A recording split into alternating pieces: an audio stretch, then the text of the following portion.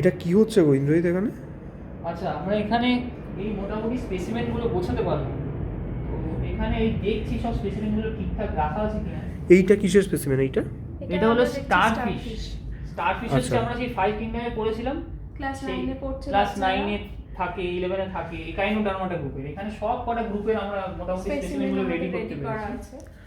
Microscope, থাইরোস্কোপ সব আছে আমাদের এখানে। আমরা মোটামুটি আজ একটু গুছিয়ে অর্গানও আছে।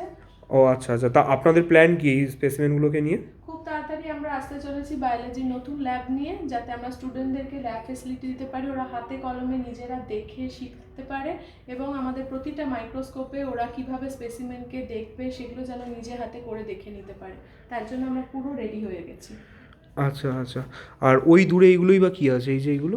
এই আছে একটা রঘু ফিশ, এখানে একটা পাইনাস আছে জিমনোস্পার্ম গ্রুপের, এখানে একটা হাইড্রা আছে। আমরা এখানে মাইক্রোস্কোপের মধ্যে কিছু স্পেসিমেন্টসও রেখেছি যেগুলো আমরা এখানে দেখতে পারবো। দেখা যাচ্ছে এখন? হ্যাঁ, সব দেখা যাচ্ছে। আমরা এই মুহূর্তে সব কিছু এখানে রেডি করে রেখেছি, জাস্ট স্টুডেন্টদের আসার অপেক্ষা। আচ্ছা আচ্ছা, ঠিক আছে। তাহলে তোমরাও দেখতে পেলে যে আমাদের biology lab facility almost done, প্রায় 99% কাজ এগিয়ে গেছে। আরও কিছু জিনিসপত্র গোছানো বাকি আছে। এই যে ইন্দ্রজিৎ স্যার আছেন, এই যে ঐন্দ্রিলা ম্যাডামও আছেন।